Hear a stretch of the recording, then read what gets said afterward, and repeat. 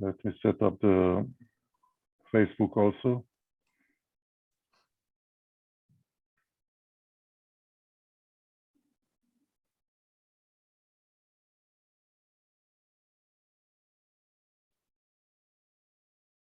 Okay, Jakob. Hello, everyone. This is the ARPA Institute monthly presentations or panel discussion. Today we have a panel discussion. I would like to welcome you all. And I would like to say a few words about ARPA. This year, 2022, is the 30th anniversary of the ARPA Institute. And so we are very happy to organize a one-day conference in the California State University, Northridge, related to Armenia and the diaspora, the main issues related to Armenia and the diaspora. And also we have a banquet followed by the conference. We have a banquet at the Sheraton Universal Hotel to celebrate the 30th anniversary. Very esteemed and well-known speakers will talk about various topics related to the politics, the economy, social system, and other issues related to Armenia and the diaspora. And at the banquet, we will have a keynote speaker, Al Esayan, who is a famous entrepreneur. And at the conference, the keynote speaker will be Dr. Mary Papazian. The main objective of the events will be to raise funds in order for us to develop a modern scientific research center in Armenia. And the main task is to first develop a clean room for very sensitive research for the Armenian scientists to be able to carry out their research in the right environment. And that will require quite a bit of funds. We have already almost finished the construction part, and the clean room is ready for operation. However, it doesn't have any instrumentation yet. And that's the most important part of a clean room. So the next step is to be able to collect enough funds in order for us to be able to fill it with the required instrumentation and make it a really scientific research center. One of the very important instruments is called a material analyzer, which by itself, the refurbished one costs around $100,000. So you can have a picture of what kind of funding we're talking about. So we have already advertised it on Facebook, and you will receive soon emails regarding both the conference, the program, and the banquet with the program as well. So we will be very glad if you can contribute whatever you can for this cause, and also if you can participate in person. If not in person, if you're not in the Los Angeles area, it will be live streamed, and also we will have a Zoom capability so you can join and listen to the presentations and maybe make a contribution. So in Armenia, as you may know, we work with the universities as well as many of the institutes of the Academy of Sciences. In addition to that, we organize an annual invention competition for young scientists in order for the young scientists to be innovative, to create new products and create new jobs. This is the 10th year we are doing the invention competition, and we hope that we will receive quite a few inventions. We send out the inventions to experts, and each invention will at least be evaluated by 3 different experts, and then we will decide the best and award the best. And even after getting the award, if they want to continue and develop the product, the invention into a product, we will follow up and we will help them. And in addition to that, also we provide, of course, technical expertise to the various institutes, and also financial as well as instrumentation. So if you can help, we would appreciate it very much. At the end, we will announce the next panel discussion, the date and the topic, so you can have an idea of what we are doing for the next time. So we are very happy today. We have a panel of experts on the Middle East, and our moderator, Dr. Ani Shahbazian, who is an education expert and a psychologist at Loyola Marymount University, and is the secretary of the ARPA Institute and one of the most active members. So, Ani, the floor is yours. Thank you. Thank you for that introduction, Dr. Panosyan, and good morning and good evening to those of you tuning in from Armenia and Lebanon, including our guest speakers, as well as one from London. I would like to thank the ARPA Institute for featuring this conversation on Armenians in the Middle East and their future prospects. Through their steadfast work in Armenia, the ARPA Institute continues to serve as a steady reminder for us all that progress can be made together. Today's session focuses on the Armenians who are situated in the Middle East. Many Armenians left during the civil wars in Lebanon and Syria during the early days of the Islamic regime in Iran for North America, like my parents, Europe, or the Republic of Armenia. The Armenians who sought refuge in Lebanon and Syria at the end of World War I were granted citizenship in 1939 under the French Mandate. Following World War II, about 40,000 Armenians left Lebanon and Syria and immigrated to Soviet Armenia. Those remaining in Lebanon and Syria formed strong, internally cohesive ethnic communities. In the past years, however, the situation in Lebanon, Syria, Iraq, and Turkey has resulted in new waves of immigration, thus dwindling the strength and liveliness of these communities. Our objective with our time today is to have a discussion about the state of affairs of Armenians in the Middle East with 4 individuals who have both the credentials and the insider perspectives to address the questions posed. I look forward to all of us listening closely and engaging with our speakers. I will ask a series of questions as the moderator, and then I would like to offer the floor to you so that what I don't address, you can do so by writing your questions in the chat box on the bottom of your screen. And so allow me to tell you a little bit about our panelists here today. Yehia Tashjian received his BA from Haigazian University in Political Science and his MA from the American University of Beirut in Public Policy and International Affairs. In 2010, he founded the New Eastern Politics Forum. It's a blog. Yehia is the regional officer of Women in War, a gender-based think tank, and has presented on minority rights and regional security issues in many international conferences. He is a contributor to various local and regional newspapers, a columnist in the Armenian Weekly, and a presenter of the Turkey Today program for Radio Voice of Van.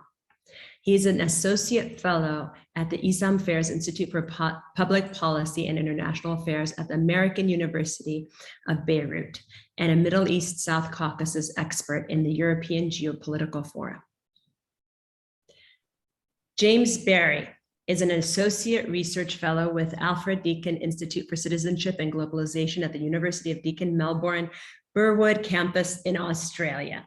His research interests involve the intersections of religious, linguistic, and national conceptions of identity in the Middle East, specifically Iran. Dr. Barry is the author of Armenian Christians in Iran, Ethnicity, Religion, and Identity in the Islamic Republic, published by Cambridge University Press, 2018. He received his PhD from Monash University, where he was a lecturer from 2012 to 2014. He is currently researching the role of heritage in the conflict between Armenia and Azerbaijan and attitudes towards heritage reconstruction in Iraq and Syria. Next, we have Hirac Chilingirian, a PhD who is a scholar, sociologist, and activist based in the United Kingdom, where he is an associate of the Faculty of Oriental Studies at Oxford University, specializing in Middle Eastern and Armenian studies, with a particular focus on cultural identity politics, homeland diaspora relations, sociology of religion, and interethnic conflicts in the Middle East and Eurasia. The author of numerous studies and publications, he has lectured internationally, recently drawing attention to the plight of minorities and Christian communities in the Middle East, especially in academic and policymaking circles.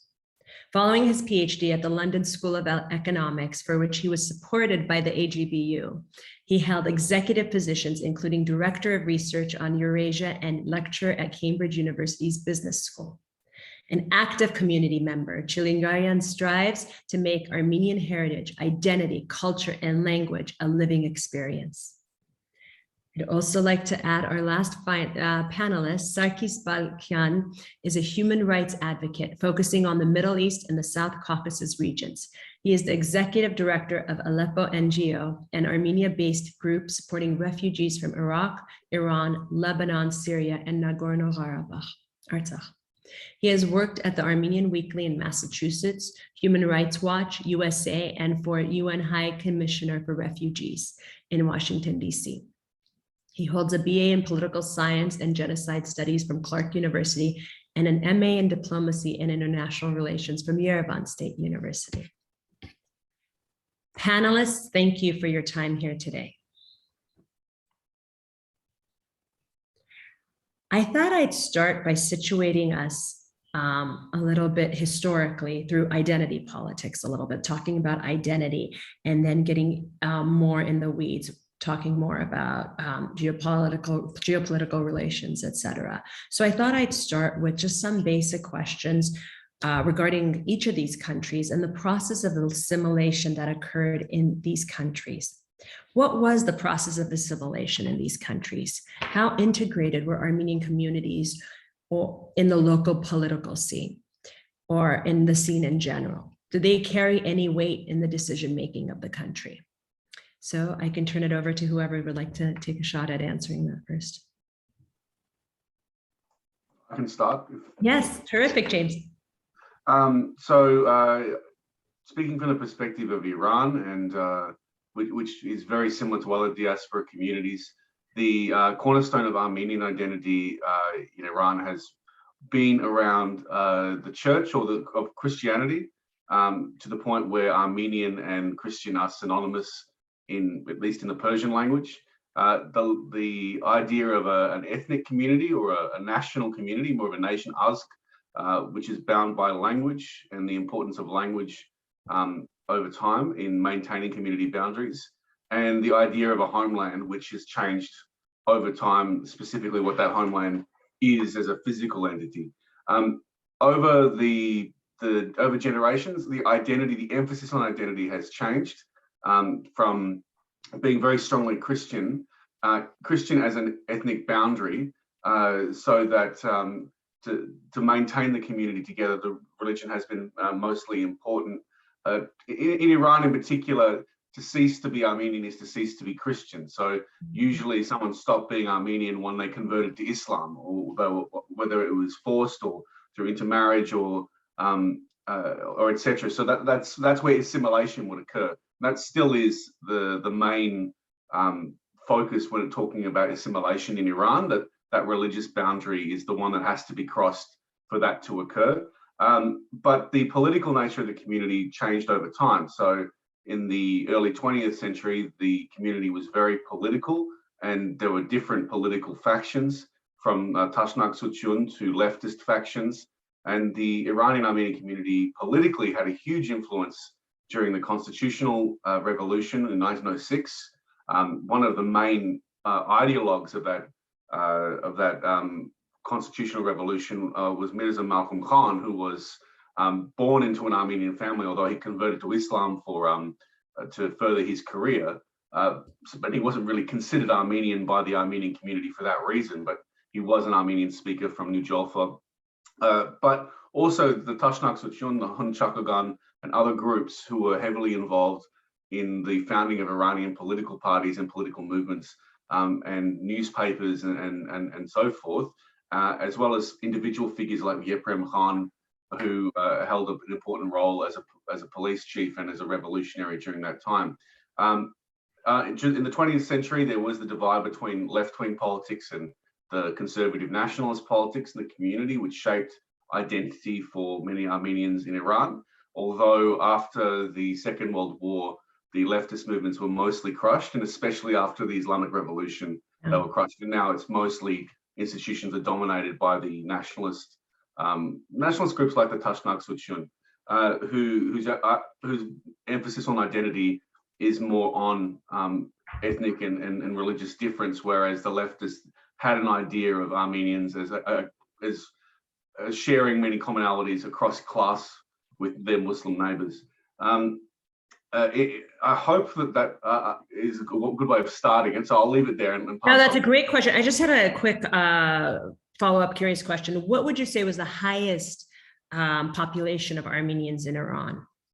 It's hard to know. Like the conservative estimates by the late 70s was probably the highest in the modern period, and that the conservative estimate is 150,000. And the more optimistic was 250,000 in Iran. But this is the ironic, the interesting thing about the Armenian community in Iran. They've never been a huge minority in terms of population, but they've always been present on the national scene in one shape or another, through industry or through culture or through politics, in a way that is over-representative of their numbers. But mainly because they're in, well, especially in the 20th century, a very urbanized minority. So that meant that they were more visual on the national scene.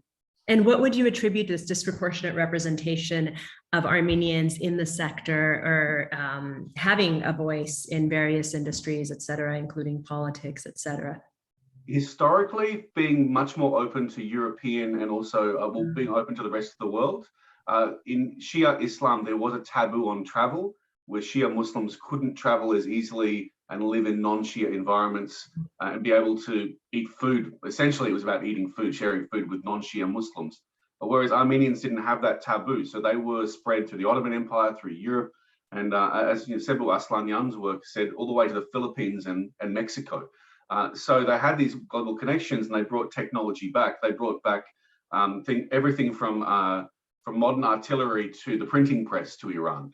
So one of the reasons why was that they were a mobile community with financial resources and an openness to ideas from outside during a time where the majority of the population were much more closed in on their worldview.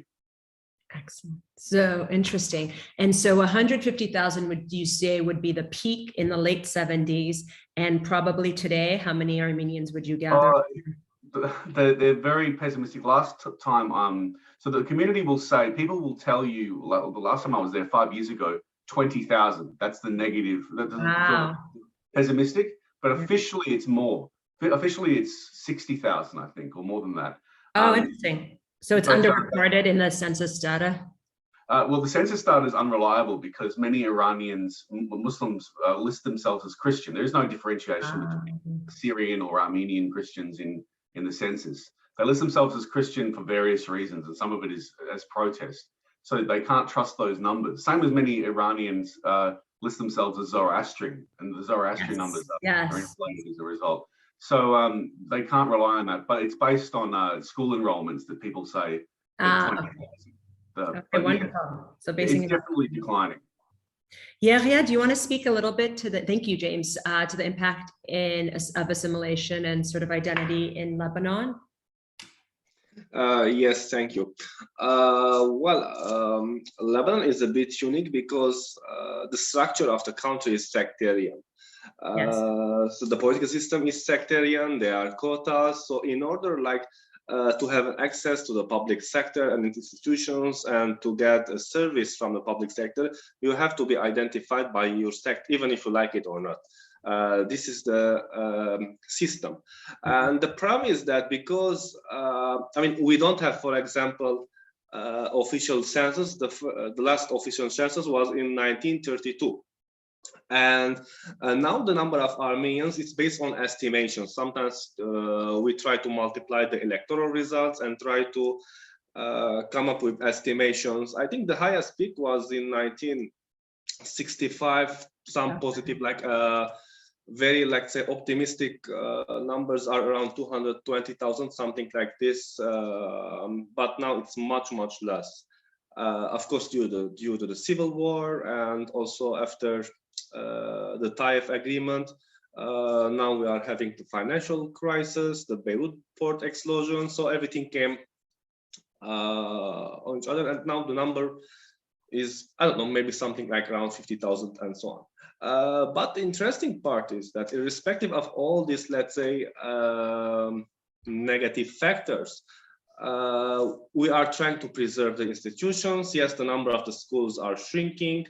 However, on the other hand, so we have this communitarian identity, which is very interesting, that in times of crisis or multiple of crises, the community comes together, irrespective, for example, of the political and the religious differences, the ideological differences between the political parties. So 2 years ago, I worked on a research paper and was published in the Konrad Adenauer Institute. It was about the crisis response in the Armenian community and the sense of communitarianism, that how, irrespective of all the differences and sometimes the tensions during the, especially elections period, the communities, the institutions, the organizations, the political parties, and the churches come together to work together. And also, what is interesting that because it's always part of our identity, and I think this is also a reflection of insecurity.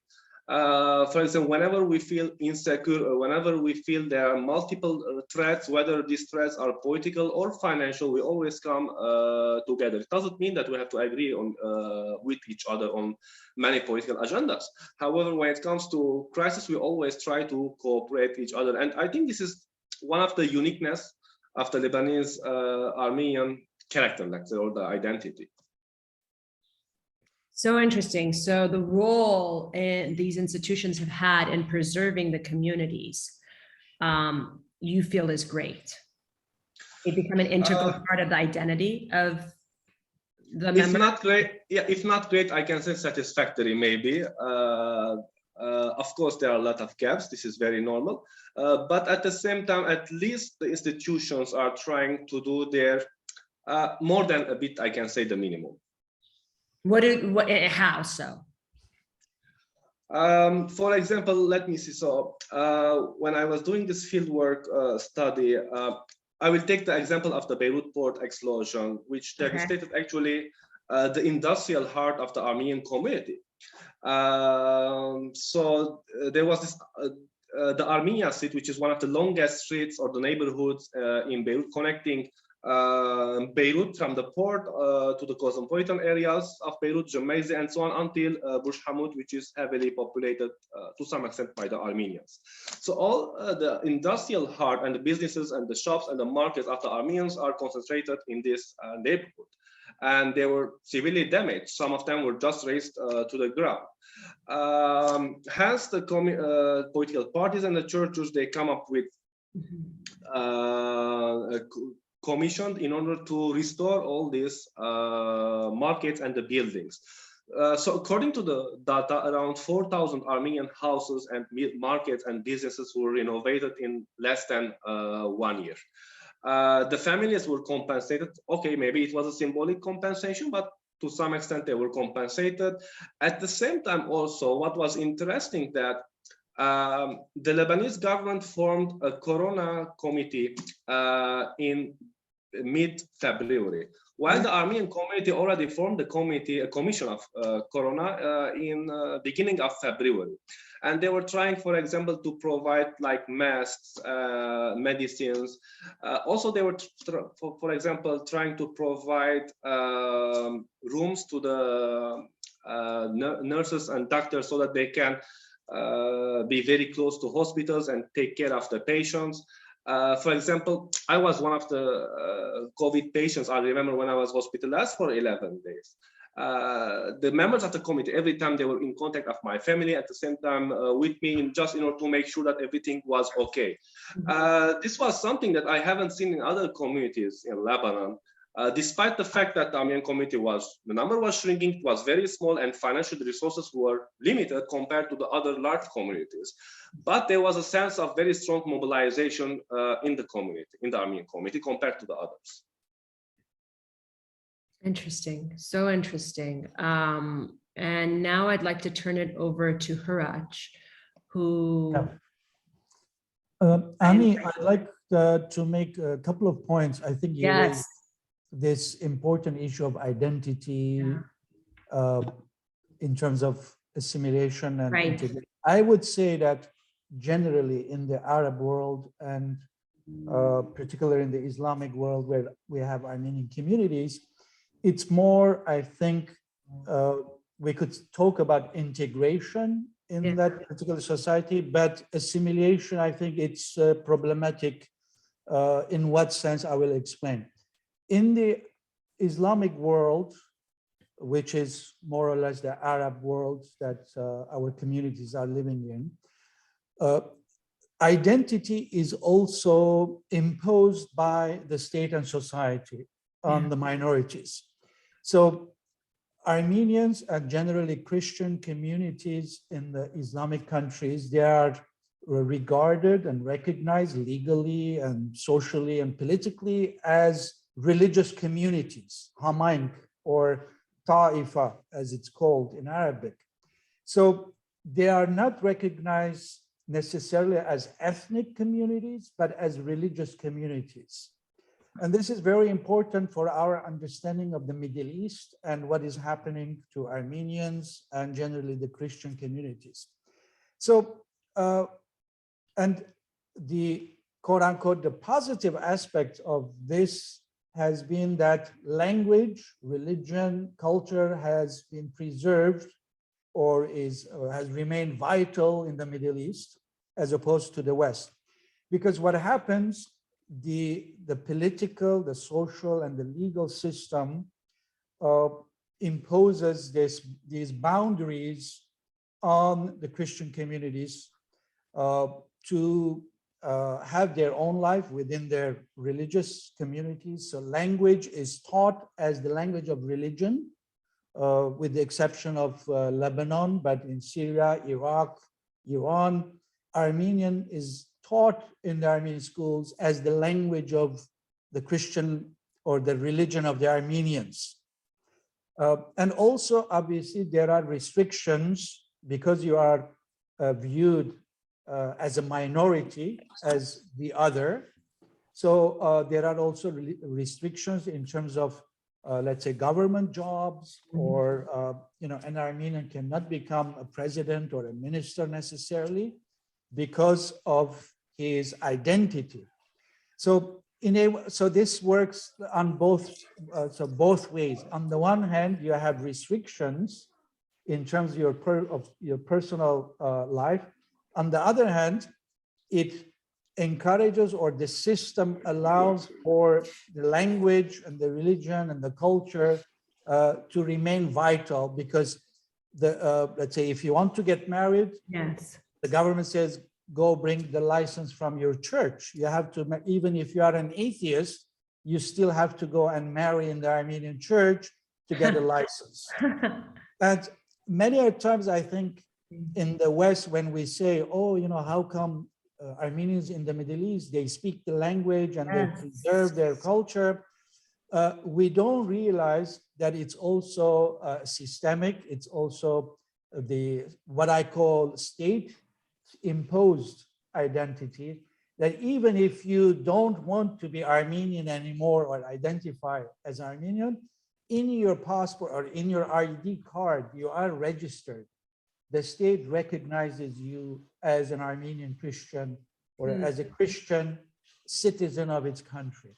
So I think this is an important context because it interacts with all the issues of identity in the Middle East, both positively and negatively, especially vis-a-vis the development in recent years in this region. So Haraj, sorry to interrupt, but you attribute sort of the success in, many of these communities having been producers of Armenian culture, and for sure they have preserved the Western dialect to this, like while the diaspora really struggles with language, etc. I mean, Western diaspora. obviously, as individuals, Armenians in the Middle East are citizens of a given country, so they have rights and protection and so on and so on, as a citizen individually. Right. But I'm talking about collectively as a Right. community, because as we know, communities need institutions, they need collective life to preserve the basic elements of identity and so on. So, for instance, in Turkey, Armenians who are Turkish citizens, they enjoy all the rights that are available to a Turkish citizen, but collectively, they have restrictions. The government imposes a lot of restrictions on church elections, on elections for trustees for charities and schools and so on and so forth, because they are a minority. They are a Christian Armenian ethnic minority within the polity of the country. And it has similar reverberations in Iran and other Muslim and Arab countries generally. Fascinating. The identity portion, you talked briefly about marriage and intermarriage. Are these communities, so looking at intergenerational changes, do you feel like there have been generational changes that are markedly noticeable? You mean in the Middle East? Yeah, in terms of, yes, all of these communities in the Middle East, do you feel like these really tight-knit communities, there have been changes, whether it's in the rate of mixed marriages or the activities that they participate in amongst Armenia? How pervasive is the use of the language even?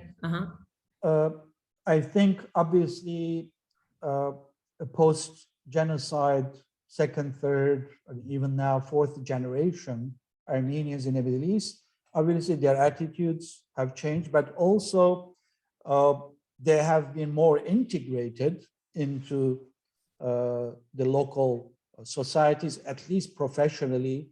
They don't feel any different than, let's say, a Lebanese or a Syrian or a Jordanian living in that country as professionals.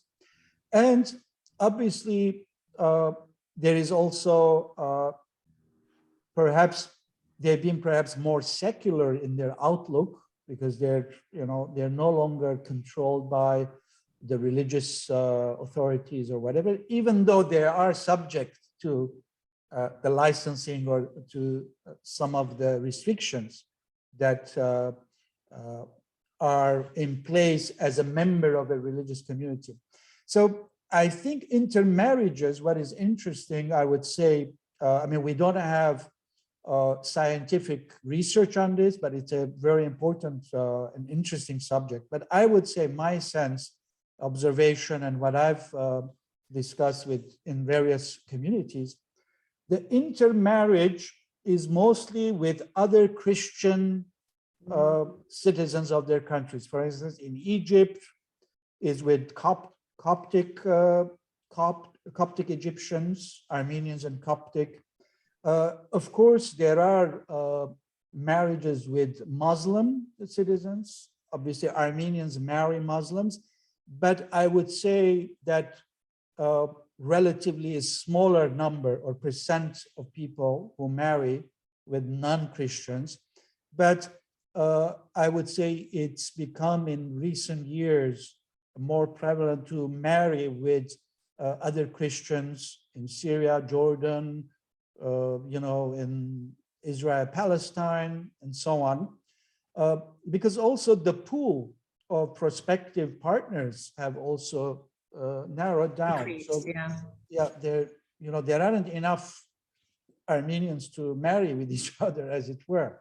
So there is also, practical, socio kind of economic reasons why these things happen.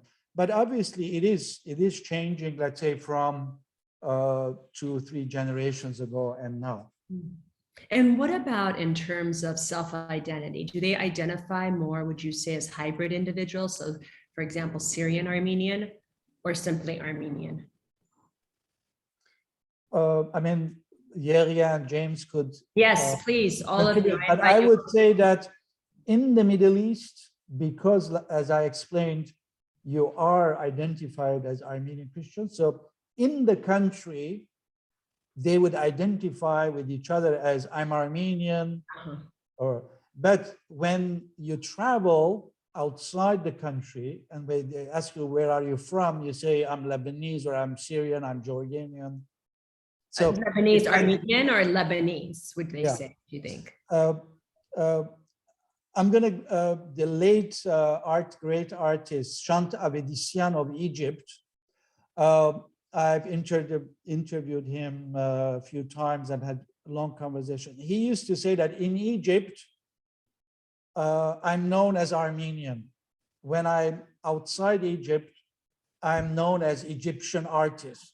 While in Egypt, they treat him as an Armenian artist. Oh, interesting.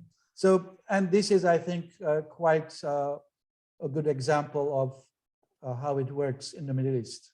I agree. Yeah, that's yes, in James. the Iranian case, similar. It's very similar, but I'd say in the way people generally speak, whether they're speaking Armenian or in Persian, if they first describe themselves, they use the term for Armenian. They say hi or Armani. And in Armenian in particular, in Iran, you never hear people say Barska hi, or you do, but it's not common for someone to describe themselves as Barska hi or Irana hi at all. They just call themselves hi. And outside, it's only really relevant when encountering other Armenians. Yeah. Do they use that term? I know that they are also in Iran, even those people who have been born and raised in Tehran, will sometimes differentiate, my origins are Azerbaijan, meaning Iranian Azerbaijan. This person is from the center of Iran, this person is from near Isfahan. They make that difference with each other. But generally the first thing is Armenian, which is also a way of saying they're Christian, by implication of Christian. So the two things are built into each other. They do call themselves Iranians on the sense of Iranian citizens, but again, that's talking to outsiders, because in Persian, they don't, well, to use the term Iranian has the implication of Muslim to a lot of Armenians. And to use the term in Armenian, they use Barsik, which means Persian, actually, literally. Even if someone's a Turkic speaker, an Azerbaijani, they call them Barsik. With another point with intermarriage, it's highly taboo, the marriage of Armenians with Muslims in Iran, but it does happen. And there is really a tendency for people who do that to be shunned by their family, not in all cases, but there are also people who've married Muslims and they end up, they no longer can really show themselves in the community. Their names are almost wiped from the community, which is quite a strong form of shunning. It's still James, still current day as well. Yes, absolutely, very, very severe. There's a sociologist, an Iranian sociologist, who did interviews with intermarried couples. Her name is Eileen. I'll have to look up her name again. But in all cases, the Armenian side of the family, the Armenian parent, was completely alienated from their community. And sometimes family members immigrated as a result of that. Just one last thing with intermarriage, because of the declining pool that Harach just talked about, because Armenia is so close, there is also a practice of particularly Iranian Armenian men. It's not like a huge numbers who will marry higher stancy women, and there's jokes about this because there's a stereotype that Iranian Armenian women don't want to marry higher stancy men, whereas higher stancy women want to marry Iranian Armenian men, because the stereotype is Iranian Armenian men are more passive and quiet. Whereas Iranian Armenian women are more aggressive and assertive. So yeah, I just thought I'd add that in, but that is also happening a fair bit. That's hilarious. I've heard that as well, all the way in America. And I also I completely relate to what you say. Obviously in America, to our Americans, I would say I'm Armenian, and to my fellow Armenians, I'd say I'm America High. I was born here. My parents are Barska High, so you see the lineage. Very interesting. Ziaria, did you want to add? Yes, I just have a small comment. Actually, it's interesting that in Lebanon, usually the others, they identify us, not we identify ourselves as Armenian. For example, in political talk shows or in official statements, always the politicians or the commenters, they say that the Christians, the Armenians, and the Muslims. And this is very interesting, because we say that we're the first Christian nation. I mean, why you're saying that? But they always stress as if we are unique and something. And this is, I think, has a political context or background because during the civil war from 1975 to 1990, the Armenian political parties, they took a positive neutrality. That is, they didn't intervene in the war or took part in the war, but they took part in the self-defense. And this was not very welcome actually by the Christian right-wing political parties, but this was welcomed by the Muslim political parties. And when the Armenian refugees came actually to Lebanon, especially the Sunni community, they had a bit reservation. They were concerned that the number of the Christians were going to increase and so on. And the Armenians maybe were going to be used as a tool by the colonial power in order to change the demography. But during the civil war, so the positive neutrality that was taken by the Armenians was welcomed by the Muslims and was not welcomed actually by the Christian side. That is why always, for example, in Christian circles, they always say Christians, the Armenians, and the Muslims. At the same time, we also, like as Christian Armenians, try to bridge between the two communities. And regarding the intermarriage, I can say that, as Dr. Hrad said, yes, it's usually in Lebanon also like we have a lot of intermarriages between but Armenians and Christian Lebanese or Christian Arabs. And also this is interesting phenomenon here that now there are a lot of marriages between Lebanese Armenians and also Armenians from Armenia or higher stances, as we say.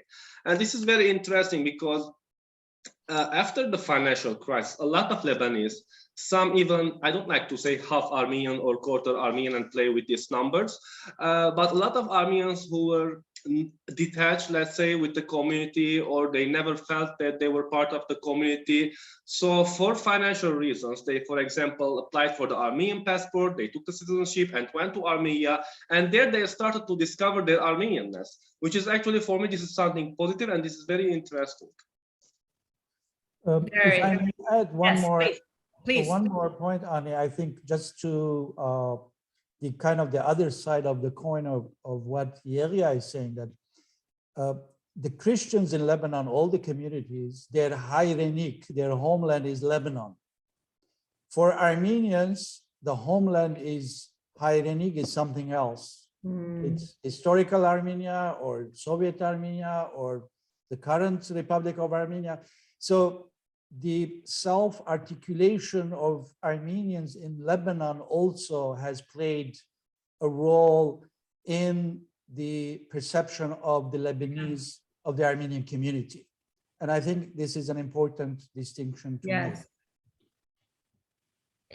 Can you speak a little bit more to that? Because I do feel it's important to identify the relationship each of these different countries has with Armenia. How do they look at it as a source of identity, as a place to live, as a place of support, as a place to travel for reinforcement of identity, or do they not? You mean the Armenians in the Middle East? In the Middle East, correct. In Lebanon and Iran, yeah. I think, I mean, this is my observation. Yeah. A couple of points. Going back in the context of what I said earlier, when you are considered the other vis-a-vis society and the government, so there are boundaries that are drawn around you and you cannot go beyond those boundaries, right? So, I would argue that because of these boundaries, Armenians have excelled in certain sectors, for instance, in trade and economy and education and so on, because there were restrictions in politics and other, in the military and so on. So in a way, as a minority, because of the legal and attitudes and the boundaries that are drawn, you are as if drawn towards certain areas of success as a result. This is arguable, but I think it's an important. So over the decades in the Middle East, when we've lived there for centuries, if we take the Ottoman Empire historically, and then in the post-genocide period when Armenians spread over the all over the Middle East as refugees and then integrated into these countries. So they excelled in a number of sectors, as I said, in business, trade, medicine, education, and so on and so forth. So because these were the opportunities they developed. Now, because of the developments of recent years, of the, let's say in the last 10 years at least, these opportunities are not there anymore. So a young person who wants to succeed in her life or his life, they look at the situation. There is war, conflict, and restrictions, and internal upheavals, and fundamentalism, and so on. They don't see a future in a given country that they are living in the Middle East. So they're thinking about leaving and going somewhere where they could succeed or achieve what they envision their life to be. So it's very kind of practical and existential issue rather than an issue of identity and so on. So on the one hand, as I said, state and society plays a role in the self-perception of the Armenian in the Middle East. On the other hand, our own construction and perception of our identity works in tandem with that kind of equation that we are faced with. Do you feel that the institutions, Armenian institutions, et cetera, I'm not sure what their role is in this, but do you feel like they are encouraging their members to pursue self-fulfillment in other lands? And if the future of Christians in these countries is at risk? I know the communities are shrinking, and I'm curious, you have a phenomenal slide that I'd love to introduce now, but if you want to speak to that for a second, Raj. Yeah, I think institutions are not what they used to be 40, 50, 60 years ago. The role of institutions are changing, and they have changed enormously. One thing in short, I mean, this is a very important topic in and of itself, but in short, what I would want to say is institutions are no longer the mediators of Armenian identity.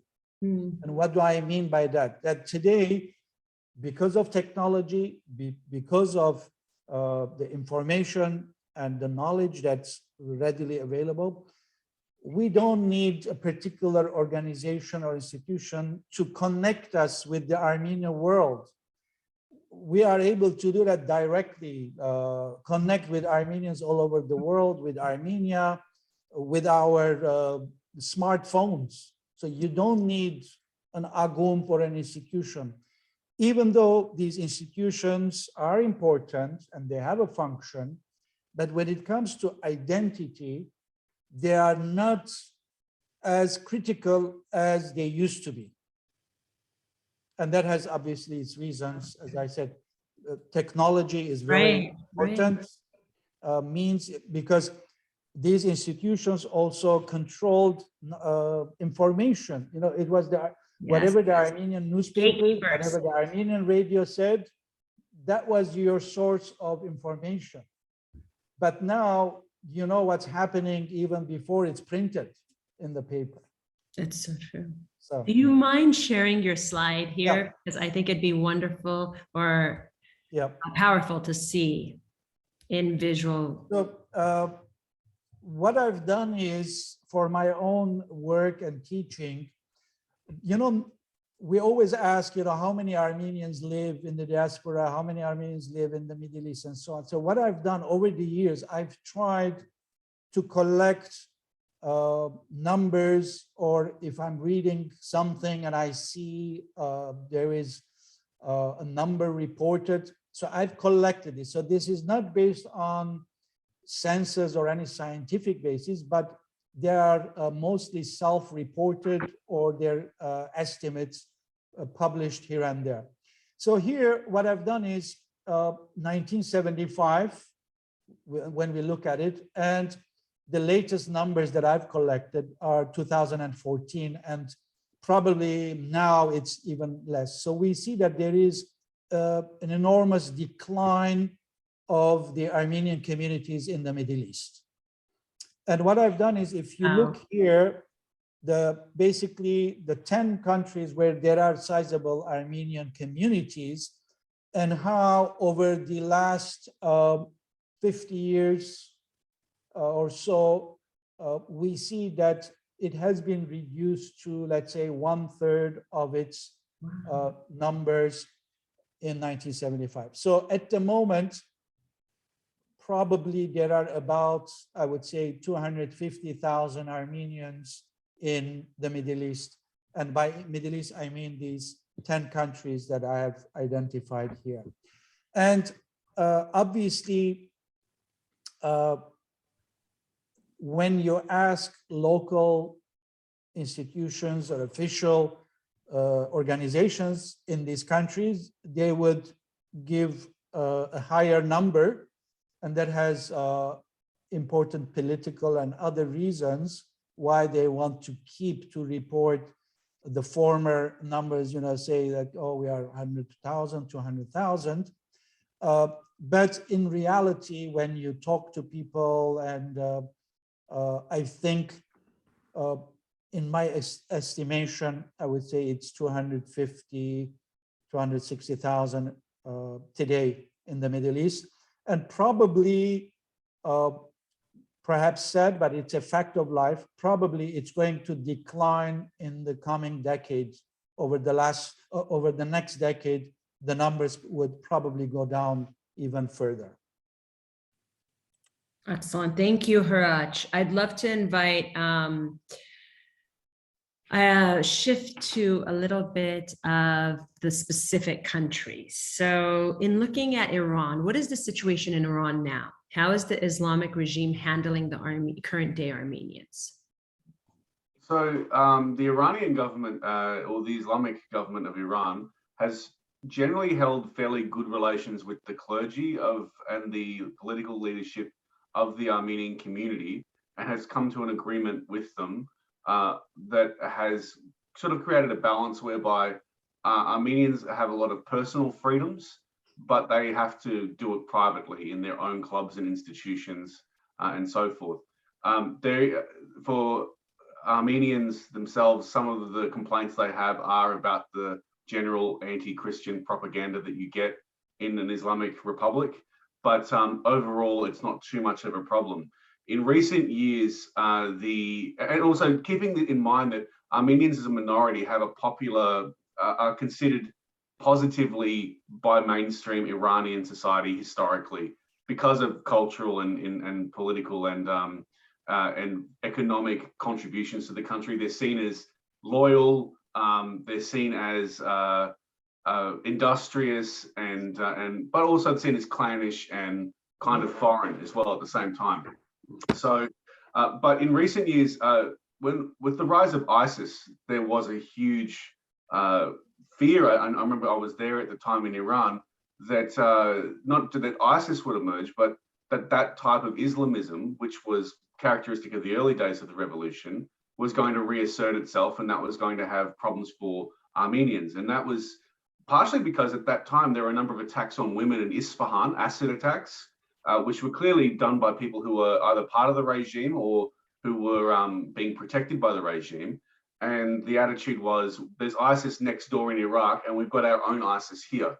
And that did change a lot of people's views that there was a future for Christians in Iran or the Middle East in general. Now, that's faded because, of course, the ISIS is not the main problem anymore, but politically in the news and anything like that. But the rise in ethnic politics in Iran has also been detrimental to Armenians, because when it was simply a matter of Armenians as Christians and the majority as Muslim, it was much easier for the Armenians to negotiate with the majority, because the majority had a framework, an Islamic framework, to understand who Christians were and what their place was, and could tell the Christians, this is your place in society. But also the tendency amongst Iranians to view Christianity positively, as opposed to Judaism, which is seen as it's connected with Israel and has a negative view. So, which the Armenians themselves, on one hand, benefit from this positive view of Christianity by Muslims, but on the other hand, it causes them problems because you get Muslims who want to come into the churches, and the government says you're trying to convert them, and they have to do all these measures to try and prevent that. But the ethnic politics is a problem because the largest ethnic minority, and we're talking ethnic based on language in Iran, are Azerbaijanis, who are a quarter of the population perhaps, and in Tehran, a third of the population.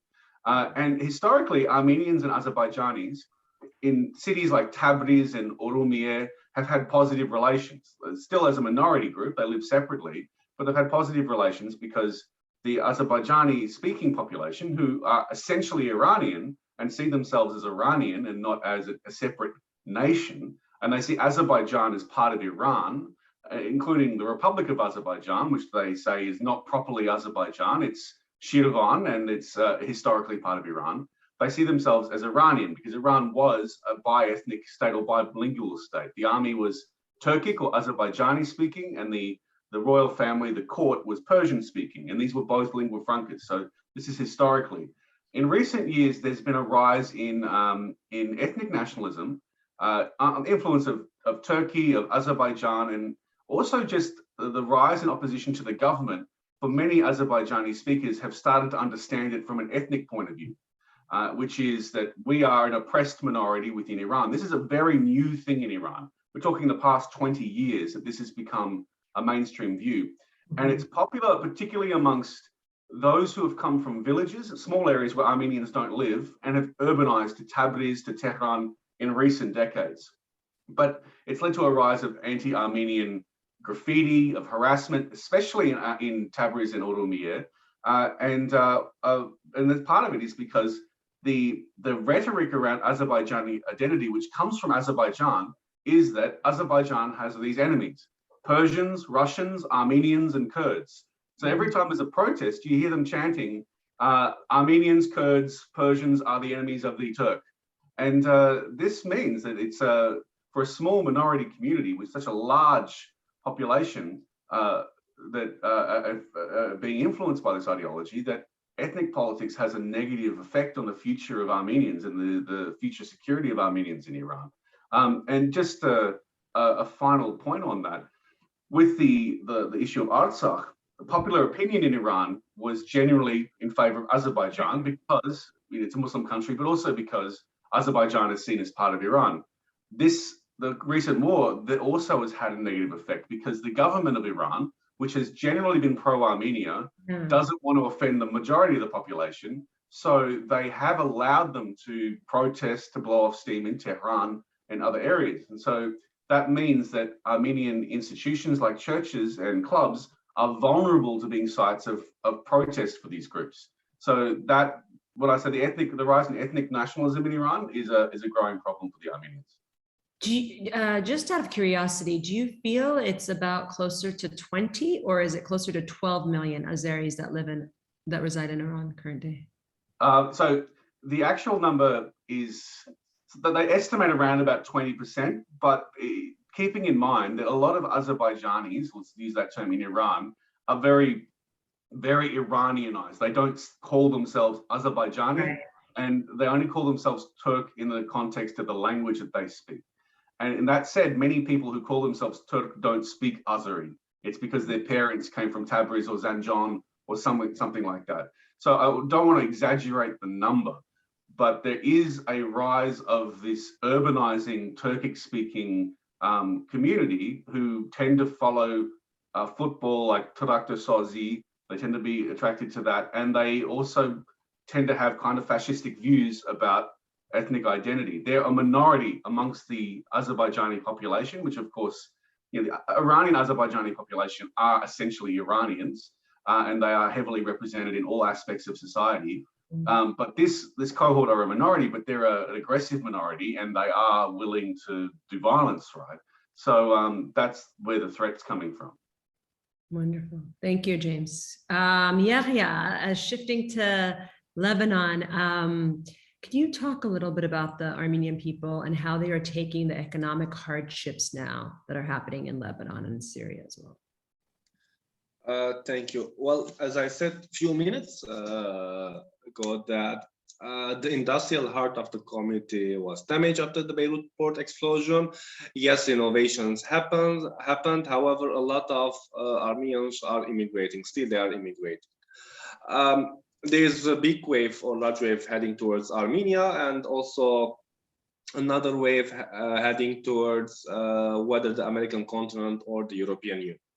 I know a lot of, for example, of my classmates, they are now doing their PhDs or masters abroad. At the same time, they are thinking not to return, at least in the coming 2 or 3 years, because according to the estimation of the World Bank report, that Lebanon needs at least 10 to 12 years to have a full recovery if political stability is guaranteed, something that I don't see, at least in the near future.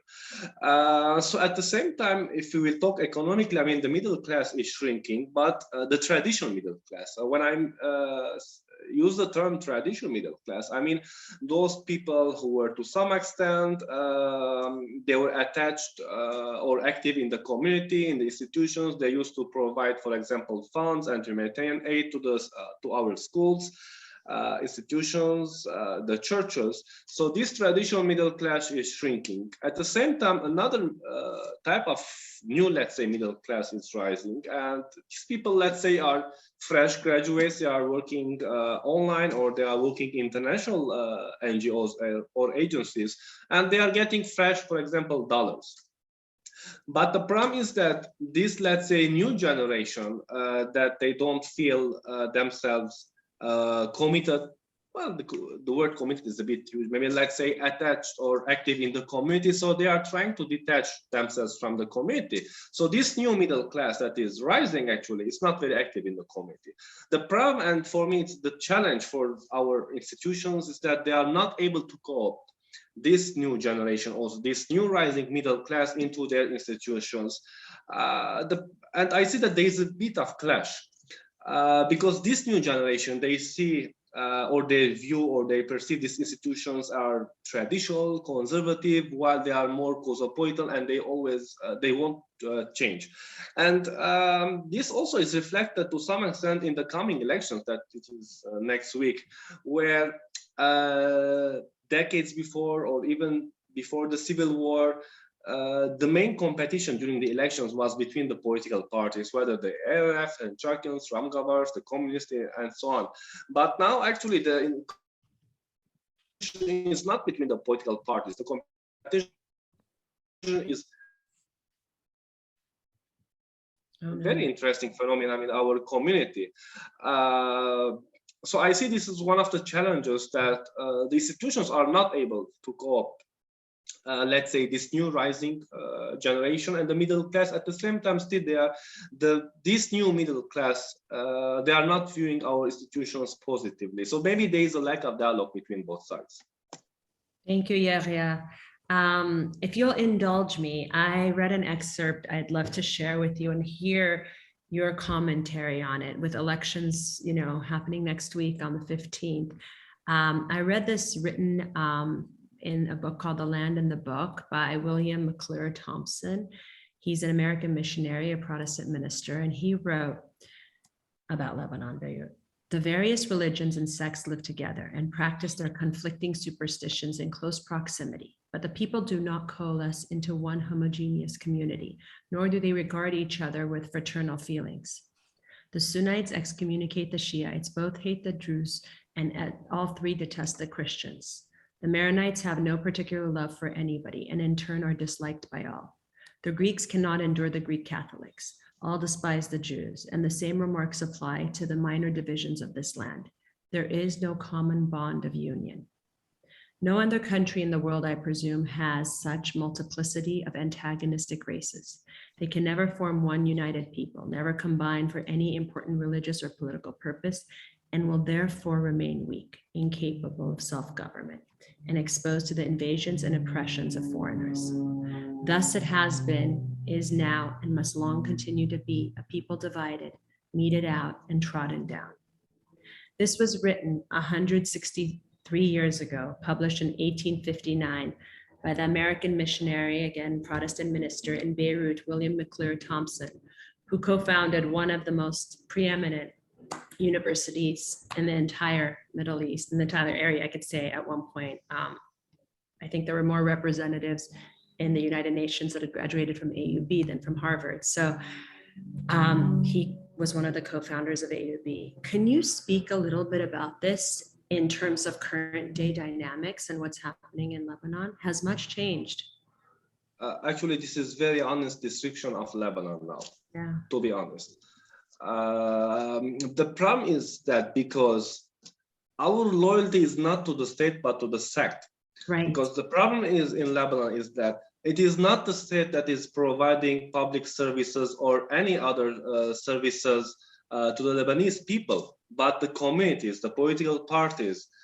If we had a strong state, then I think the role of the communities and the traditional, let's say, political parties to some extent will shrink. But I don't see in the coming future we'll have very strong state because, as I said, our loyalty as subjects, not citizens, is to the sect or the community.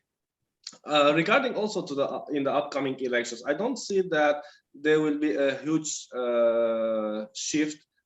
First in the balance of power, let's say, speaking politically, and Lebanon is always like, I always like to call Lebanon as like the battleground of the Middle East. It is a small country composed of 18 communities. You have the Shias, the Sunnis, the Armenians, the Maronites, and also there is a lot of foreign intervention in the country. I mean, in the last 2 decades, also we realized, for example, the increase of influence of Turkey and Russia. When I was in Armenia a week ago, so in the Genocide Museum, I was giving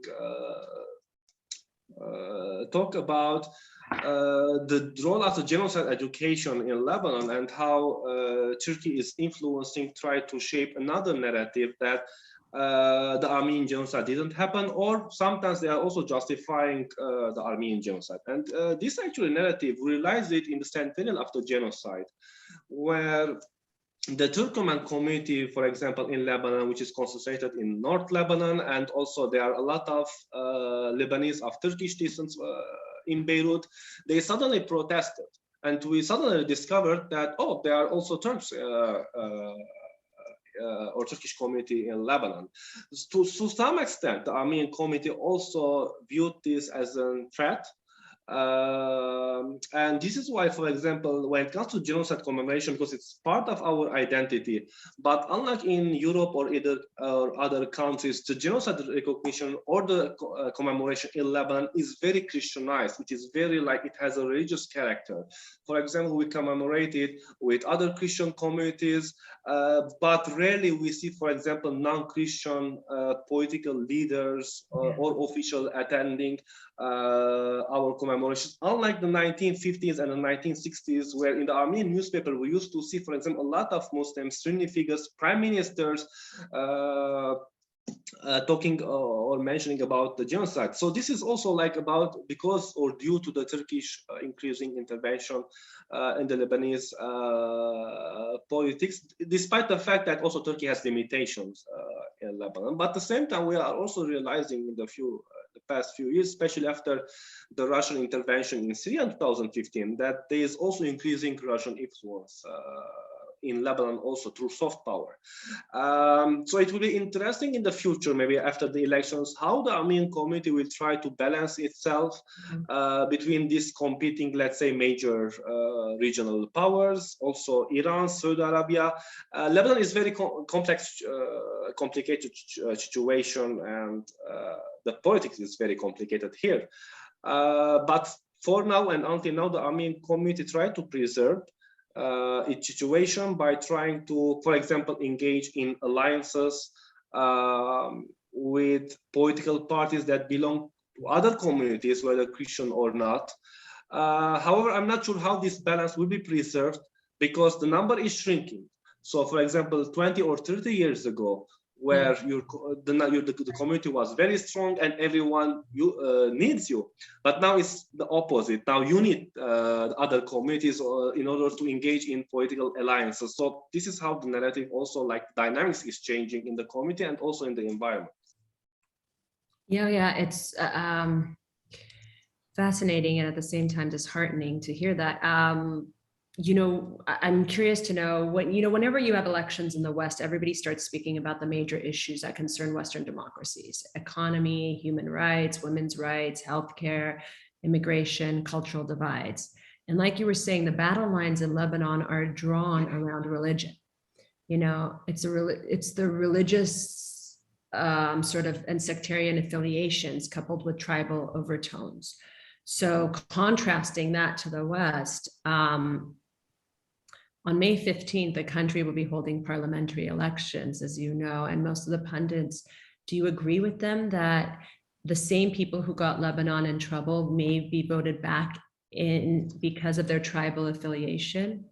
And do you foresee a time when Lebanon will transition into more of a functioning democracy with less dependence on its secular divide?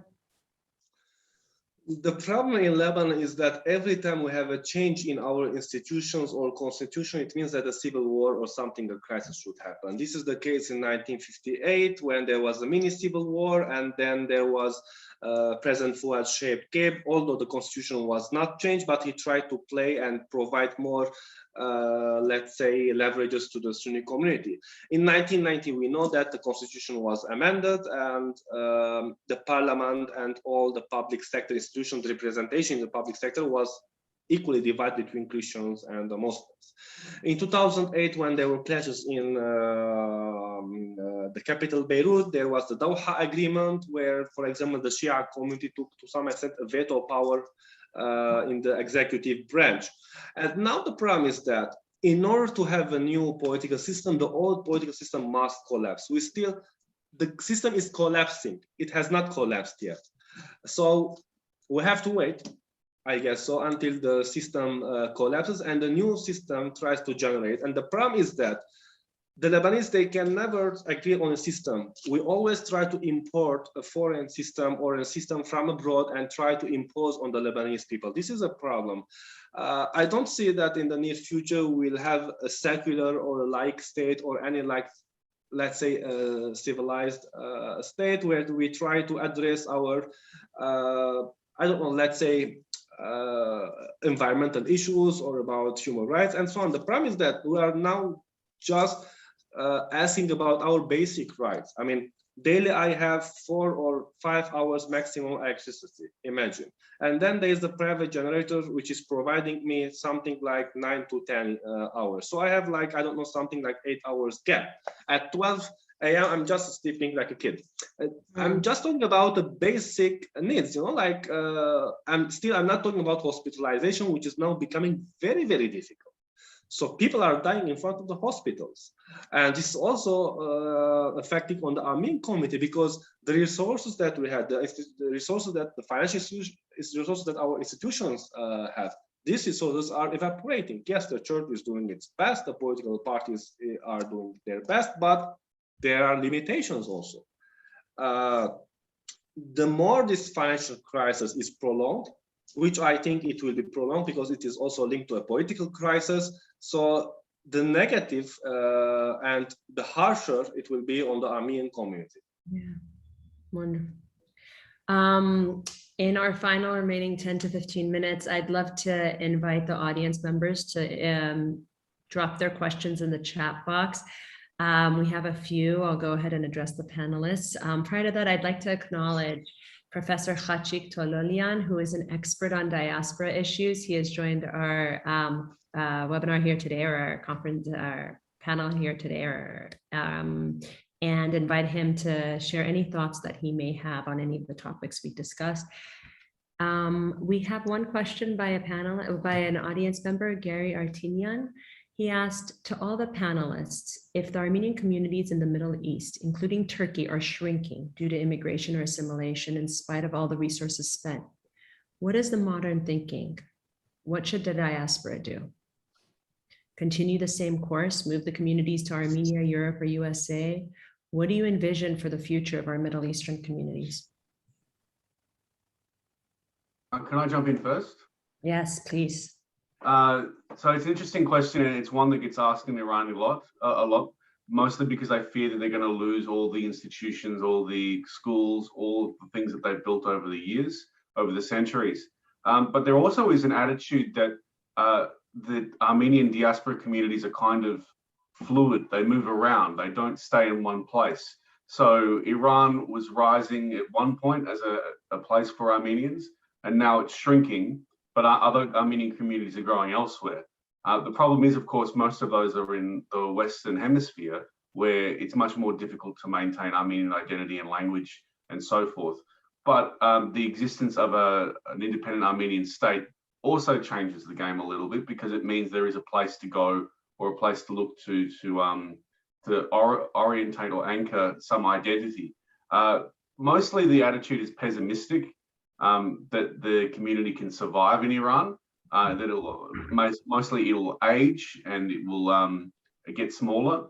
But the interesting thing is many Iranian Armenians have also moved to Armenia, and in Armenia, there they tend to, at least in the first generation, keep to other Iranian Armenians. They all live in the same part of Yerevan and keep together. But longer term, I mean, part of it is their own internal dialogue or narrative that they came from Armenia to begin with, and they came from Eastern Armenia, what is now, unlike other diaspora communities which have their origins in the West, in the Ottoman Empire, they do see those places as places of origin in the Republic of Armenia, and being raised with the idea that you're treading water until you go back to the homeland does mean that ultimately the community of Iran on one level is not understood as important to keep, if that makes sense. But the symbolism of the fact everything that was built in Iran, same with Lebanon and Syria, all the way that the communities were vibrant and have developed the language, the nostalgia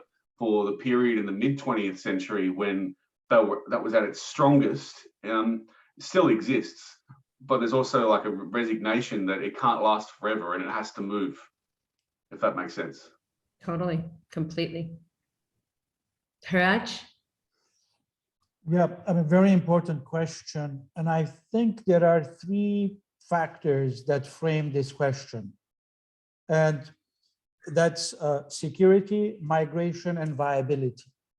These three are what's defining the current condition or situation of the Christian communities in the Middle East, not only Armenians, but the Christian communities in particular. And obviously Armenians are also facing similar issues. So security has a number of elements: physical security, especially when there is war and fighting, economic security, cultural security, religious security. So it's not just in the immediate, for instance, in Syria, until recently, it was physical security that was in the mind of people. But in the midterm, there is economic security issue, and then longer term about cultural, how viable these communities or how they're going to keep their culture and religious affiliations and so practice viable. For instance, somewhere in Iraq or some countries where more religious fundamentalism is at the rise or was at the rise at some point, at least when you look at what happened with ISIS in 2014 and so on. I mean, so security, migration. When we look at Iraq, the Assyrian or the Assyrian Chaldean community, the largest Christian community, was about 1.7 million. Today, this was in 2013. Today, there are less than 250,000 Assyrian Christians in Iraq. There are more Assyrians and Syriac in Western Europe than in the Middle East today. And an interesting aspect is that unlike the Armenians, for instance, the majority of the Christian community institutions or churches don't have a problem with migration. And some of them, I've interviewed some of the Christian leaders in Lebanon and Iraq. They are helping their community to migrate to Canada or Europe because it's safer for them in terms of all the securities that I mentioned earlier. So, but for us Armenians, I think we haven't really delved into this issue of our communities in the Middle East in a more systematic way. And what do I mean by that?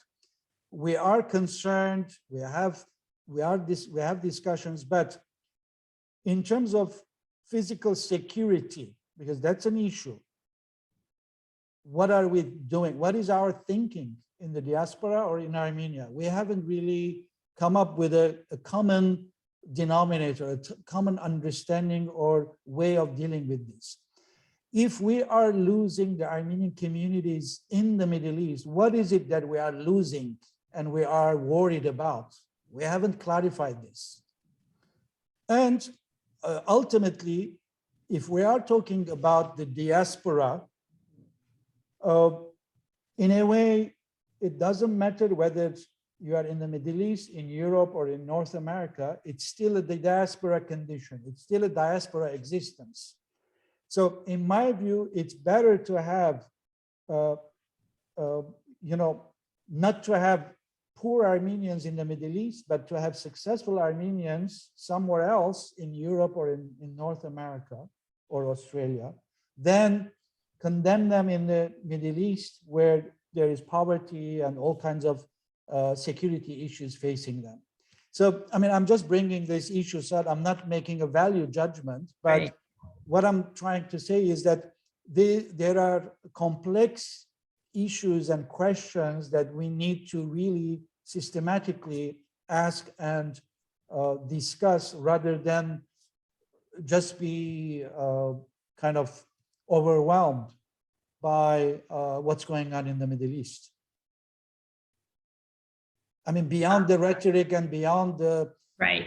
Yes, we have to help. Yes, they should go to Armenia or they should go somewhere else. Okay, that's a rhetoric, but you're not helping these people practically. I mean, if we want Armenians to go to Armenia, we know that Armenia as a country, as a state, doesn't have the capacity to take 5,000 or 3,000, even 1,000 refugees. Right. So what are we doing to help the situation? If we are saying go to Armenia, it's just rhetoric. It's just a talk. Mm-hmm. We have a question from Sylvie Terzakian via our Facebook link. What will the future of Armenia be with the influx of diaspora and the foreign policy of Armenia vis-a-vis Turkey and Azerbaijan?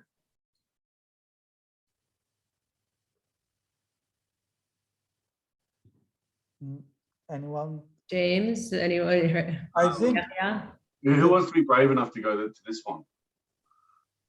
Go for it. I think we should be honest. It's fine. Go ahead, James.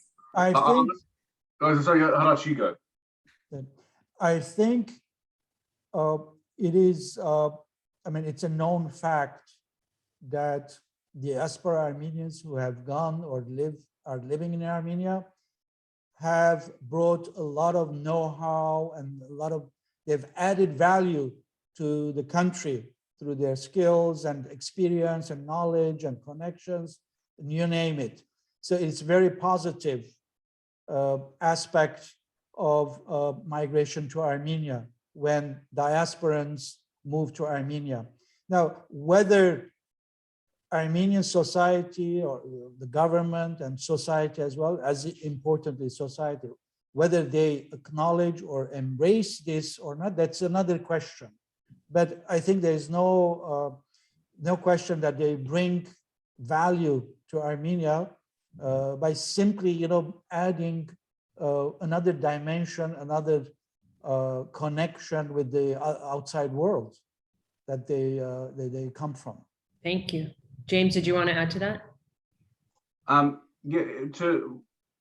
I think Armenia, as we all know, is facing a real crisis at the moment. And of course, there are still diaspora Armenians who are going to live there. But I think that this point in time is going to be looked back at as a time when Armenians were unofficially at war with each other about what the future of Armenia is going to be. And the role of the diaspora in that is important, but it's also divided as well. So, but in terms of the communities that are going there to live, I think there is a tendency more for people to go to live there. I mean, I know Australian Armenians who've moved to Armenia since the war, who have decided that permanently they have to go to live in Armenia now. And that is something that I've seen from Iranian Armenians as well. But it is surprising when it comes from Australian Armenians, because the whole idea of sacrifice is, considering the lifestyle you have in Australia, it's much, much bigger, right? Yeah, I mean, it's hard to see past the current crisis, though, to know what's going to happen. That's why I think it's such a difficult question. Yeah, Riyad, do you have anything you'd like to? I mean, I remember that first time I visited Armenia was in 2011, and last time was a week ago. So yes, I can realize that there is a bit transformation, especially in the cultural aspect. I mean, a lot of people speaking Western Armenian, and also the food and everything. For example, I don't know, like the hotel service, the restaurant service have a bit changed. There's like another taste of integration. And but speaking politically, I mean, when it comes to its impact on the relations with Turkey and Azerbaijan, I don't think the diaspora will have has an influence. Or, for example, the Armenians that migrated to Armenia or repatriated to Armenia will have any influence in the future, because I mean, I always try to compare Armenia to Lebanon when it comes to the geopolitical situation, like a small country, and they're also has neighbors, for example, of, I don't know, regional and great powers that always they try to push their agenda, and small countries usually becomes proxies or they sacrifice. But I don't think that in the future that diaspora will have a lot of impact, because I mean, it's very complicated issue, especially when it comes to, for example, the vision of the state. I always try to ask myself that, as Armenians, what is our vision when it comes to the future of Armenia? When it comes to Artsakh, when it comes to the Armenian genocide, when it comes to Western Armenia, when it comes to the future of Armenia, there are a lot of differences between the Armenian state, the diaspora, but also let's not forget that even the diaspora is not homogeneous. So sometimes there are differences in opinions even within the diaspora. Of course. Yes, thank you. Thank you, each of you. Any concluding, we can just go around if you have any concluding remarks, each of the panelists. We'll start with James. Anything you'd like to end on?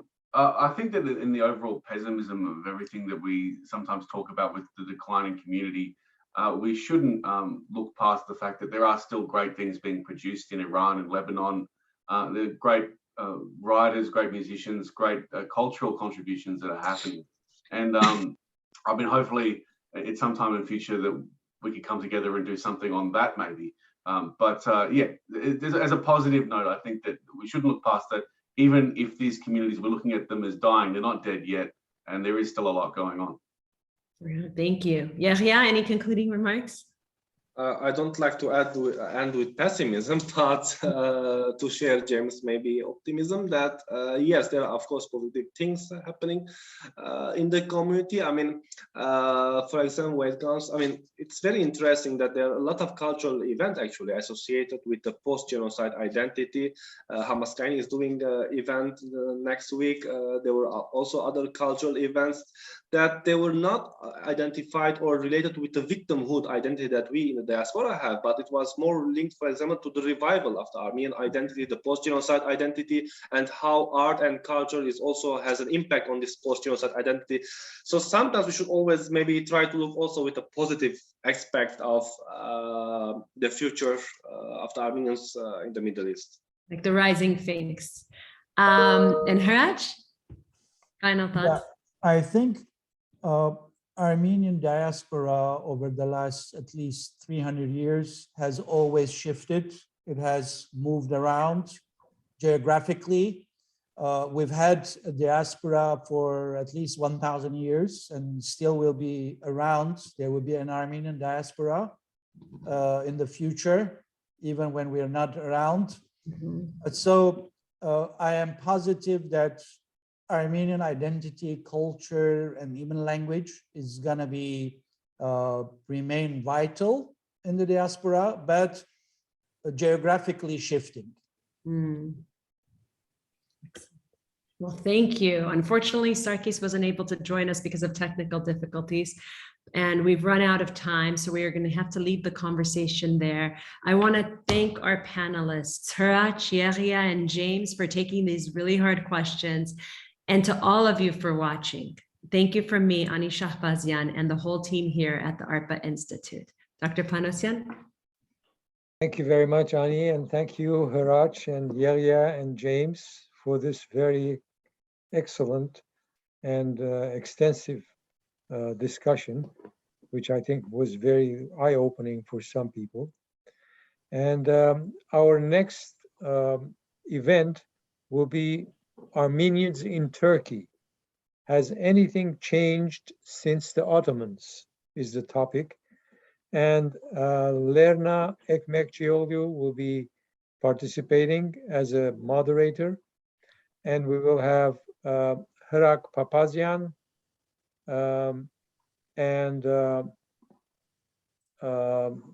couple of others that will be panelists.